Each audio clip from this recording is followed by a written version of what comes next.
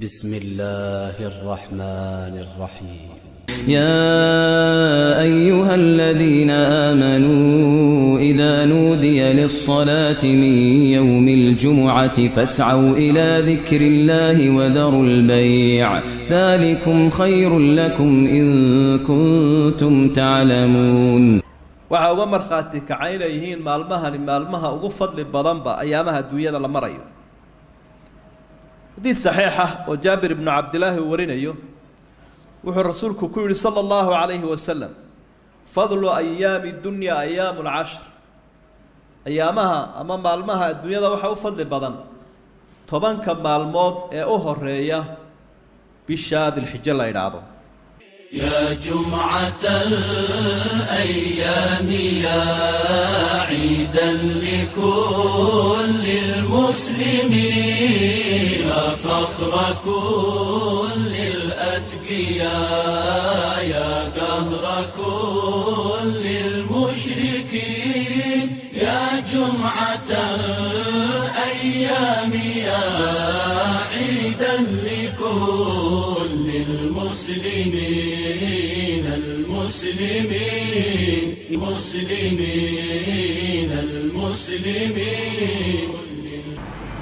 الحمد لله على نعمائه والشكر له على توفيقه وامتنانه،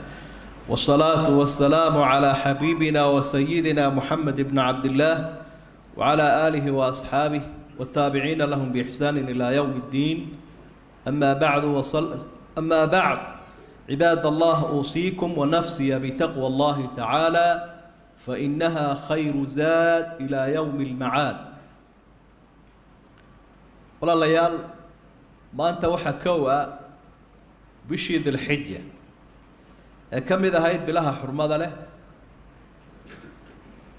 بشاس أو ما أنت مال أنت السدادات لو دراري دونو حجكي أركان الإسلام كم إذا waxaynu baraarujin lahayn markaa waxyaabaha inala gudban ayaamahan qaaliga ah ee aynu ku dhex jirno. وهذه jeer in waqtiga uu qofku ku jiro ee fadliga badan la isku baraarujiyo waxa ka faa'iida qofku inuu ka faa'iideysto. ayaamahan iyaga fadligooda iyo camalka la sameeyo fadligiisa iyo waxyaabaha lagu camirayo saddexda arrimood ayaynu midba wax ka odhan insha Allah. 10 maalmood ee ka bilaabmaya maanta fadliga ay leeyihiin ee ku soo arooray nusuustiya daliilada waxa kow ka ah inuu Ilaahay ku dhaartay subxaanahu wa ta'ala wal fajr wa layaalin 10. Ilaahay baa wuxuu ku dhaartay waaga baryaya iyo habeena 10. marka culimada tafsiirku siday u badan yihiin waxa weeye kama yaqul ibn kathir waa 10ka u horeeya bisha Arafa inuu naqaanay dilxija la yiraahdo. waa did habeenadii la sheegay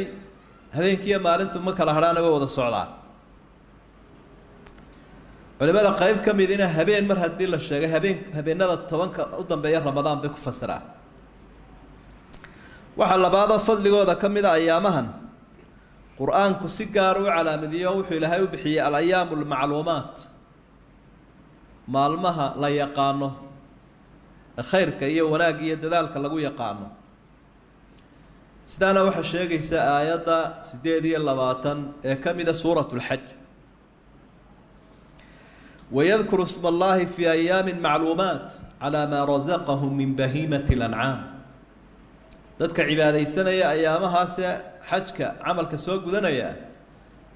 maalmo la yaqaano ayay Ilaahay xusayaan oo magaca Ilaahay ay ku gowracayaan xoolaha Ilaahay ugu dhawaan lahaayeen.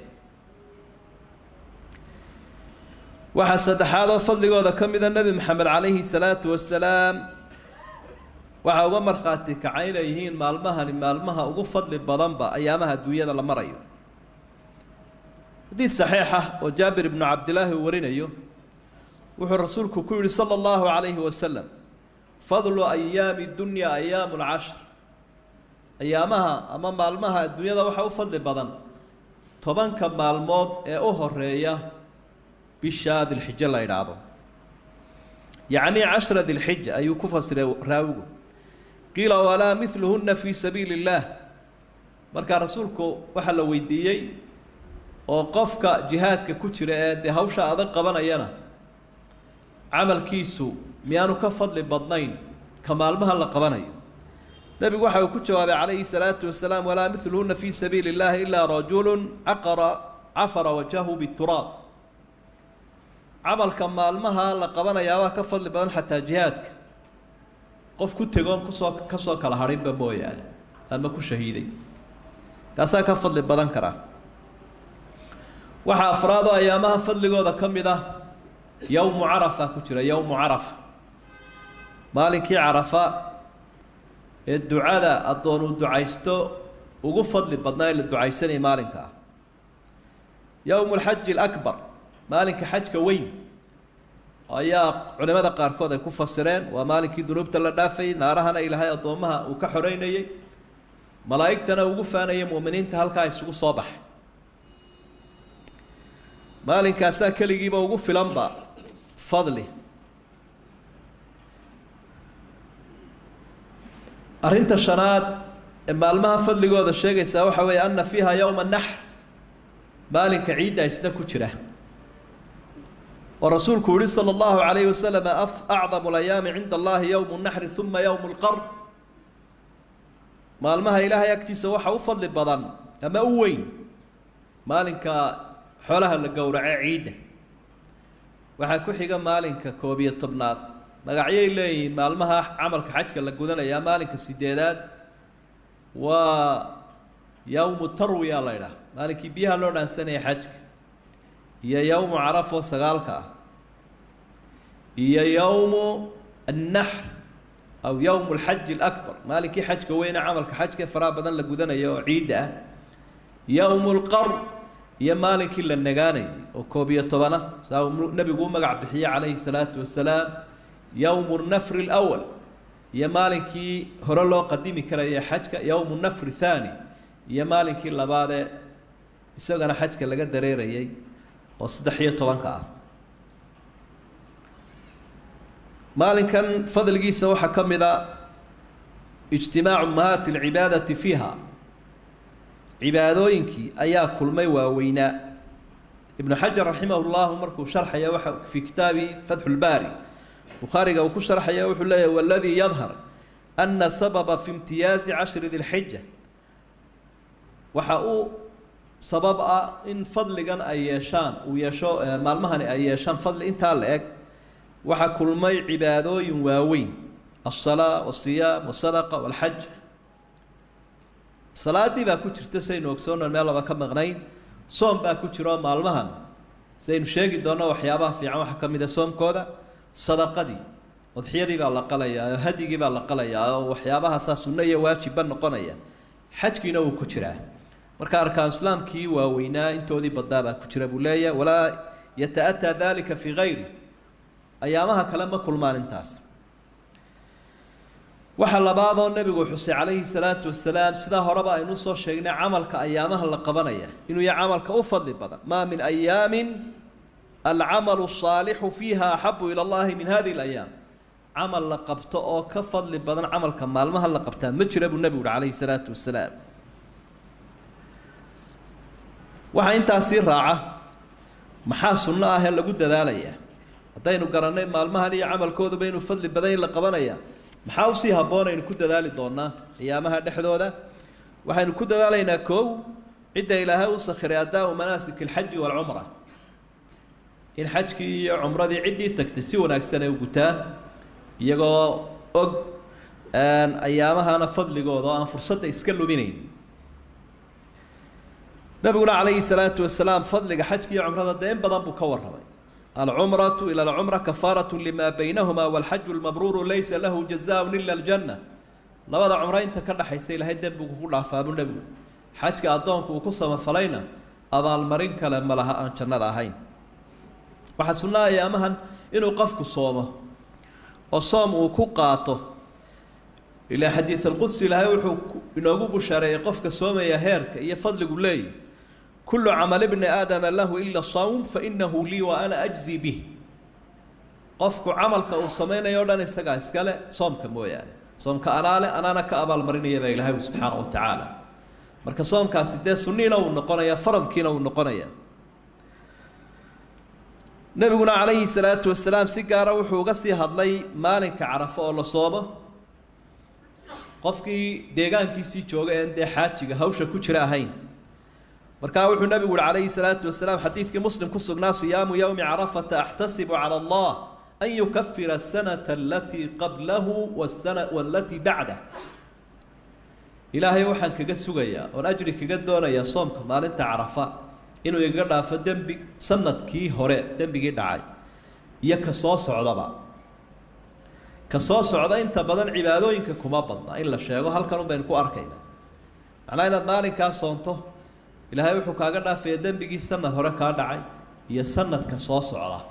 sidaas uu ku cadeeyay rasuulku sallallahu alayhi wasallam salaadii baa iyadana adoonku ku dadaalaya siiba jamaca iyo masjidka inuu ku tukado ayaamaha wama yazaalu abdi yataqarrabu ilayya bin nawafil hatta uhibba faral iska daayo faralka qofkii uu ilaaliyo uu xafidaya sunnahana uu ku dadaalaya markastuu sunnaha badiyo adoonku ilaahay buu sii dhawaanaya sida xadiis al-qudsiga ku sugan waxaynu badinaynaa ayaamaha at-takbiiru wat-tahmiidu wat-tahliilu wad-dhikr ذكرك كلا وسبحان الله والحمد لله ولا إله إلا الله والله أكبر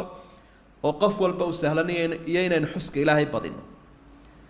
وموك لقادين النبي عليه الصلاة والسلام عمل الله مع المها لقبنا أيه ذكرنا كوب كيهاي سيدا فعل أهان كفى السيران أصحابتي رسولك صلى الله عليه وسلم عبد الله بن عمر سيدا بخاري كسوغان يا أبي هريرة بقى وحين يخرجان إلى السوق في أيام العشر يكبران ويكبر الناس بتكبيرهما سوق يبيح جيران أبي هريرة عبد الله بن عمر مركا الله أكبر بوضيا عيد كهر يكذب dadkuna markaasay la akhriyayaan kolkaasa suuqa halkan inaga buuq oo ka badan yahay ee guuxa uu ka leeyahay buuqa iga iibiyo iyo wixii nooca ah takbiirtaasa kor u kici jirtay suuqa oo asxaabta iyo dadka muslimiinta halka jooga ay ilaahay weynayn jireen subhanahu wa ta'ala iyagoo hawlahooda wataadana sidoo kale Abdullah ibn Umar oo dhaqanka nabiga aad u eegan jiray iyo sunnihiisa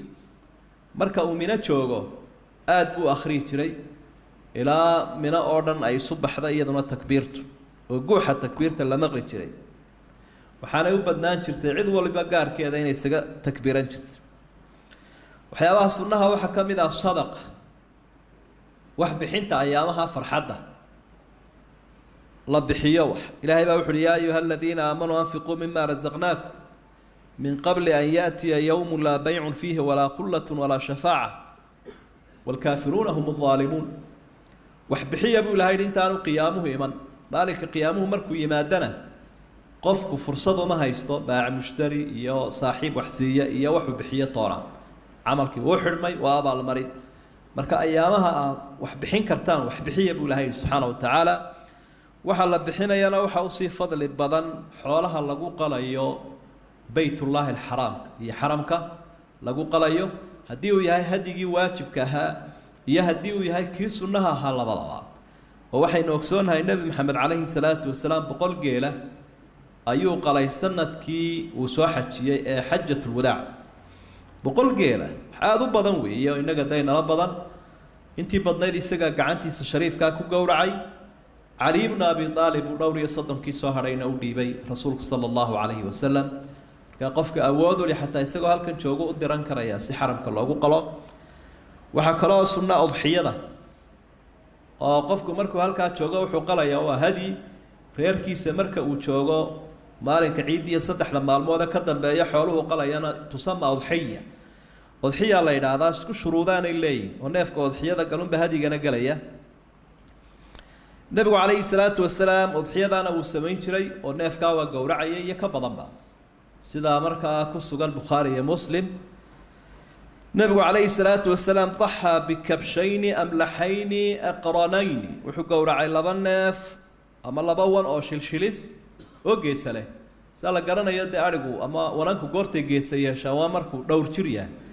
أما مدة شوقي مركز ذبحهما بيدي وسمى وكبر كعنتي سوكو قورع النبي عليه الصلاة والسلام انتو لقطة كساري قربك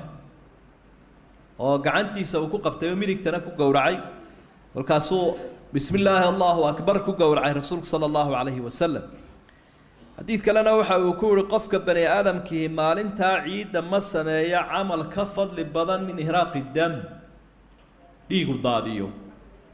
neef xoolaha uu gowraco ama xoolo uu gowraco dhiiga ka daadiyo dhiigaa uu daadinayaa u fadli badan maalinka ciidda iyo saddexda maalmood ee ka dambeeya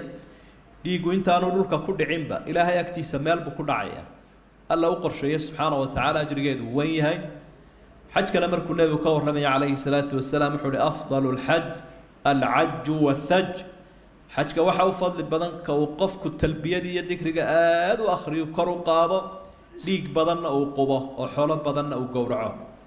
islaamkuna had iyo jeer wuxuu ku dadaalaa ayaamaha in bulshada baahani ay dhergaan oo la wada farxo